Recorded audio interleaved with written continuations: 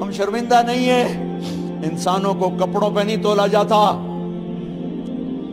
آج کا میرا دیس کا مالدار اتنا فقیر ہو گیا ہے، اتنا چھوٹا ہو گیا ہے کہ وہ اپنا تعارف کروانے کے لیے 50 لاکھ کی گھڑی لیتا ہے، 6 لاکھ کا جوتا لیتا ہے۔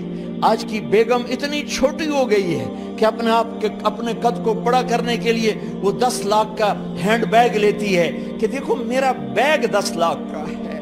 ارے میری بہن، تو 10 ٹکے کی بھی نہیں رہی اگر تو نے بیگ سے اپنے آپ کو بڑا بنایا۔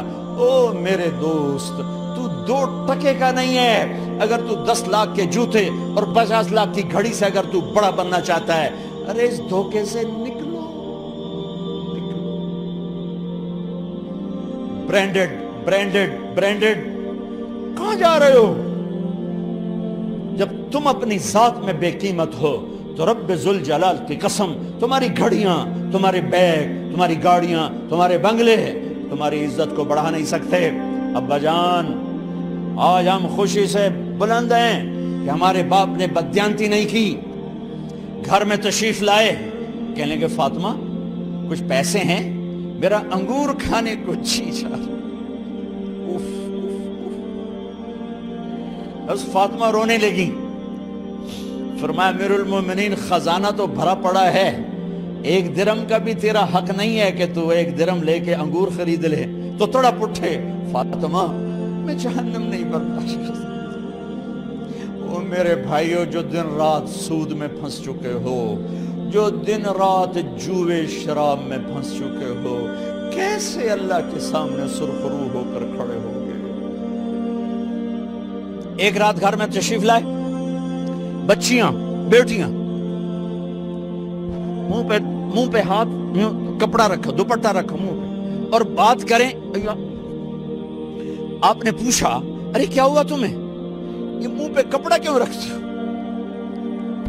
تو خاموش ہو گئی، لیکن گھر کی خادمہ رو پڑی، کہا امیر المومنین آج آپ کی بیٹیوں نے کچا پیاز توڑ کے اس سے روٹی کھائی، سالن کھائی، اور میرے آج کا تاجر کہتا ہے جھوٹ نہ بولوں تو کاروبار کیسے، میرا افسر کہتا ہے رشوت نہ لوں تو گزارا کیسے کروں۔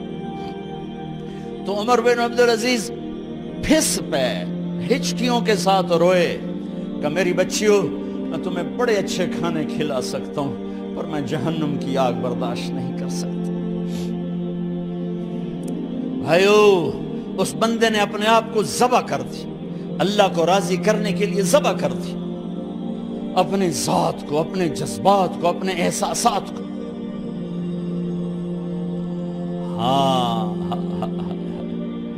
اب اللہ نے صلہ کیا دیا، جب انتقال ہوا ہونے لگا تو بلایا رجا کو، جو میں بات پہلے چھوڑ کے ادھر ان کی تھوڑی سیرت بتائی کہ رجا اب میں مرنے لگا ہوں۔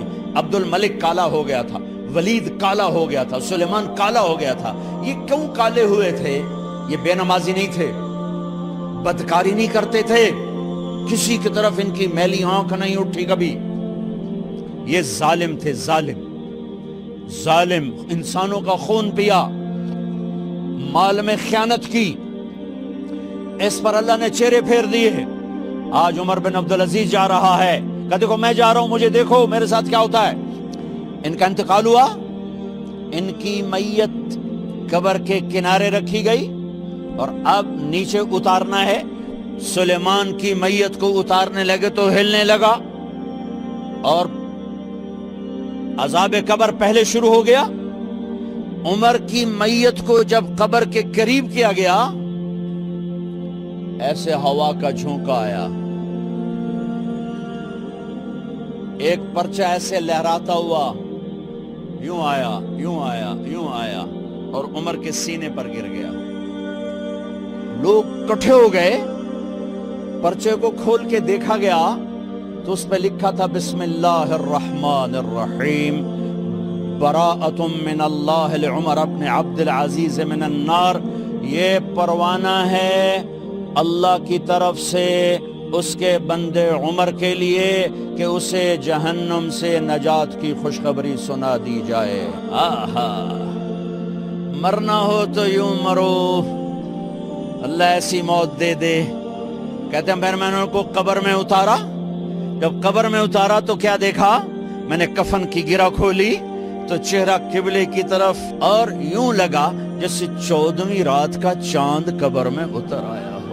اور آخری بات کرتا ہوں، میرے بھائیوں بہنوں، اپنے اللہ سے صلح کر